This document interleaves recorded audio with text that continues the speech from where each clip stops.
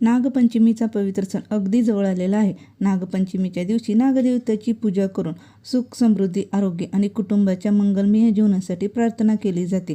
आजच्या या व्हिडिओमध्ये नागपंचमीची पूजा अगदी साध्या सोप्या पद्धतीने घरच्या घरी कशी करायची. पण तुम्हाला माहीत आहे का, नागपंचमीची पूजा घरच्या घरी अगदी सोप्या पद्धतीनेही करता येते. नागपंचमीच्या दिवशी नागदेवतेची पूजा कुठे करावी असा प्रश्न अनेकांना पडतो. सर्वप्रथम तर गावी किंवा ग्रामीण भागामध्ये वारुळाची पूजा कशी केली जाते. माझ्या गावी नागपंचमीच्या दिवशी याच पद्धतीने वारुळाची पूजा केली जाते. सर्वप्रथम तर वारुळाला गेल्यानंतर पाणी अर्पण करावे आणि वारुळाला एक प्रदक्षिणा घालावी. त्यानंतर प्रत्येक होलामध्ये थोडे थोडेसे पाणी आणि दूध अर्पण करावे. वारुळाच्या होलामध्ये ज्वारीच्या लाह्या आणि हरभऱ्याची डाळ देखील थोडी थोडी अर्पण करावी.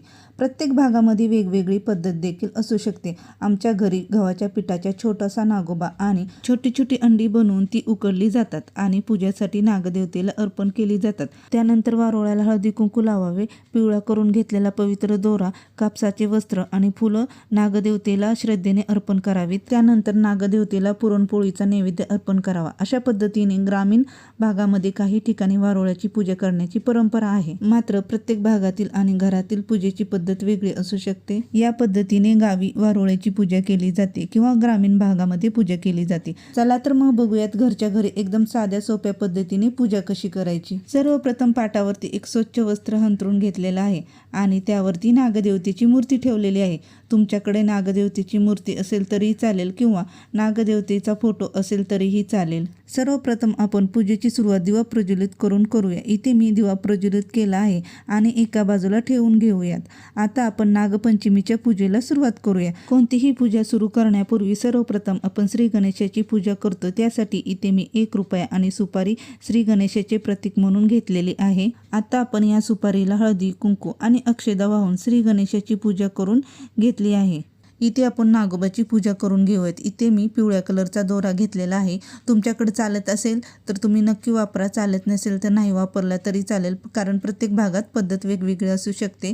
पिवळा करून घेतलेला दोरा आणि वस्त्र घातलेला आहे. वस्त्र अर्पण केल्यानंतर आता आपण श्री गणेशांना फुलं अर्पण करूयात. श्री गणेशांना फुलं अर्पण करून झाल्यानंतर नागदेवतेलाही फुलं अर्पण करूयात. त्यानंतर नागदेवतेला हळदी, कुंकू आणि अक्षदा अर्पण करून त्यांची मनोभावे पूजा करूयात. हळदी, कुंकू आणि अक्षदा अर्पण केल्यानंतर इथे मी पुढच्या बाजूला देखील फुलं ठेवणार आहे, म्हणजे आपली पूजा छान अशी दिसेल. आता नागदेवतेला आपण नैवेद्य अर्पण करूयात. नैवेद्यामध्ये दूध आणि ज्वारीच्या लाह्या अर्पण करूयात.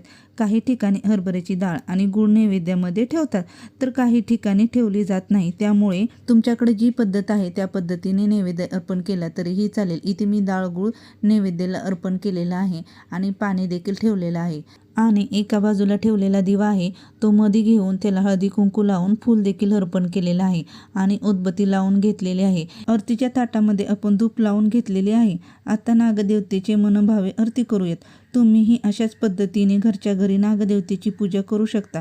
पूजा करताना मनामध्ये श्रद्धा आणि भक्तिभाव असणे सर्वात महत्त्वाचे आहे. आरती करून नागदेवतेला मनोभावे नमस्कार करूयात आणि आपल्या कुटुंबाच्या सुख समृद्धीसाठी प्रार्थना करूयात. नागदेवतेची कृपा आपल्या सर्वांवर सदैव राहो हीच प्रार्थना. जर तुम्हाला हा पूजेचा व्हिडिओ आवडला असेल तर व्हिडिओला लाईक, शेअर आणि सबस्क्राईब करायला विसरू नका. भेटूयात पुन्हा अशाच एका नवीन सुंदर पूजेच्या व्हिडिओमध्ये. तोपर्यंत सर्वांना नागपंचमीच्या खूप खूप मनापासून शुभेच्छा.